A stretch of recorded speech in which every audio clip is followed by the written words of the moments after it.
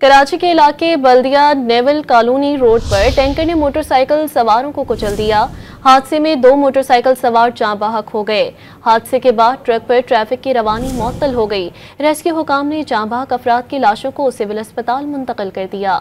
कराची के इलाके बल्दिया naval colony road पर टैंकर ने मोटरसाइकिल सवारों को कुचल दिया। हादसे में 2 मोटरसाइकिल सवार जाँ बहक हो गए। हादसे के बाद ट्रक पर ट्रैफिक की रवानी मुअत्तल हो गई। रेस्क्यू हुकाम ने जाँ बहक अफराद की लाशों को सिविल अस्पताल मुंतकिल कर दिया। कराची के इलाके बल्दिया नेवल कॉलोनी रोड पर टैंकर ने मोटरसाइकिल सवारों को कुचल दिया। हादसे में 2 मोटरसाइकिल सवार जाँ बहक हो गए। हादसे के बाद ट्रक पर ट्रैफिक की रवानी मुअत्तल हो गई। रेस्क्यू हुकाम ने जाँ बहक अफराद की लाशों को सिविल अस्पताल मुंतकिल कर दिया।